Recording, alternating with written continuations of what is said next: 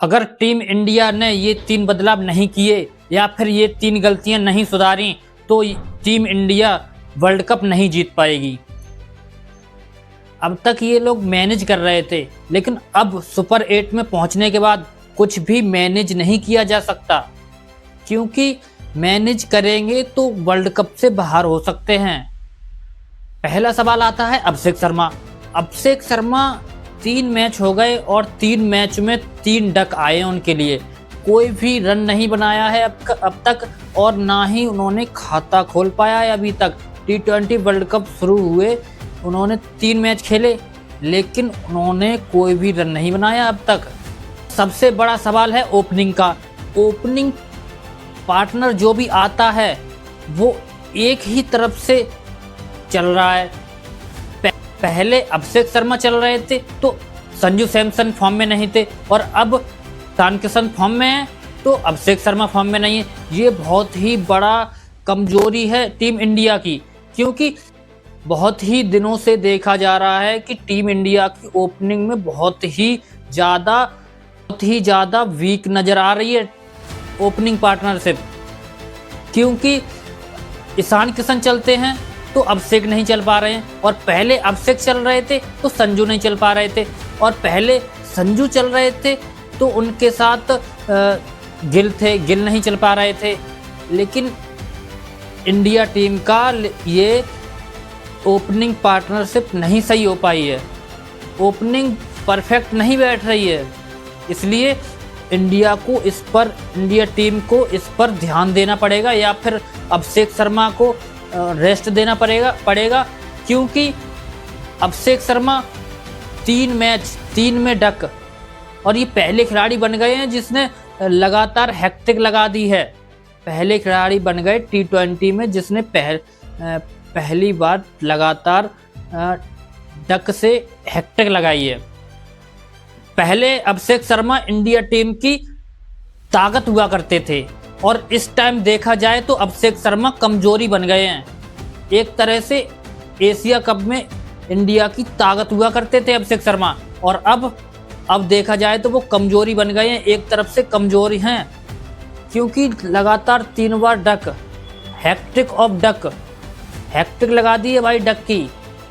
0 एक मैच में मानते हैं, 2 मैच में, लगातार 3 मैच डक के। पहले ताकत हुआ करते थे इंडिया की, लेकिन अब कमजोरी बन गए हैं अभिषेक शर्मा भाई।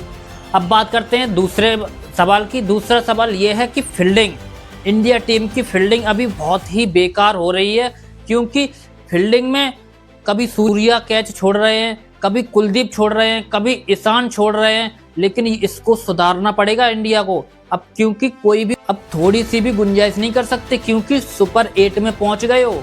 इसलिए इंडिया टीम को उन छोटी छोटी बातों को ध्यान में रखते हुए आगे बढ़ना होगा, या फिर इनको इंडिया टीम ने नहीं सुधारा तो T20 वर्ल्ड कप से बाहर हो जाएंगे, और ट्रॉफी तो भूल ही जाओ फिर। और अब तक बात की जाए 4 मैचों में 9 कैच छोड़ चुके हैं इंडिया के प्लेयर। दूसरे नंबर पर है, पहले नंबर पर जिम्बाब्वे है, उसने सबसे ज़्यादा कैच छोड़े हैं। दूसरे नंबर पर टीम इंडिया है, टीम इंडिया ने अब तक 9 कैच छोड़े हैं 4 मैचों में। ये कैच अगर सुपर 8 में छोड़े तो बहुत ही भारी पड़ सकते हैं। अगर इस बजट लगाया जाए कि एक मैच में कितने कैच छोड़े हैं, तो एक मैच में 2 से 3 कैच छुटे हुए हैं।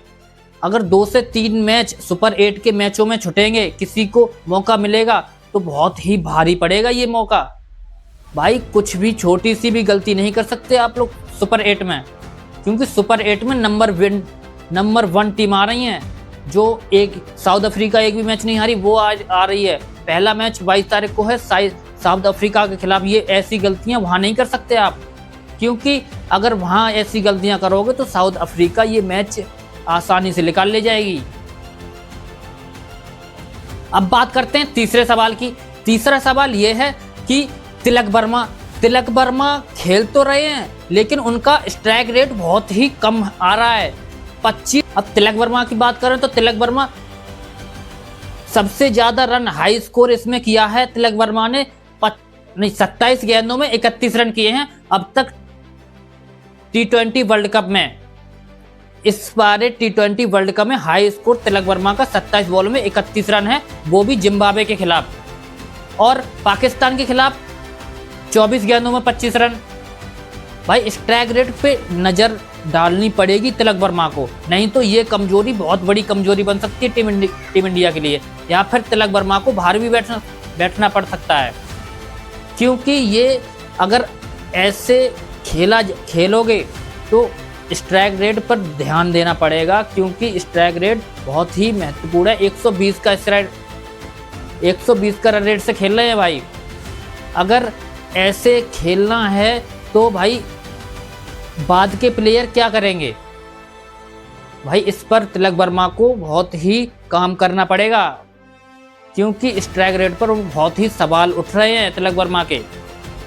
बहुत ही काम करना पड़ेगा, क्योंकि बाद के प्लेयर भाई बैठे रह जाते। रिंकू जैसे प्लेयर नहीं आ पाते हैं ग्राउंड पे, खेलने नहीं आ पाते। उस दिन तो रिंकू को 1 बॉल मिली थी भाई पिछले ही मैच में, और सुंदर तो बैटिंग करने नहीं आ पाए। तो क्या फ़ायदा भाई, इतने प्लेयर खिलाने का क्या फ़ायदा। बहुत ही इस पे काम करना पड़ेगा तिलक वर्मा को, या फिर तिलक वर्मा को बाहर बैठना पड़ेगा। अगर इस स्ट्राइक रेट से खेलते हैं तो इंडिया के लिए बहुत ही बड़ी कमजोरी बन सकते हैं भाई। तिलक वर्मा बहुत बड़ी कमजोरी बन सकते हैं। और आप लोगों की क्या राय है वो कमेंट में बताइए। तो मिलते हैं ऐसी अगले वीडियो।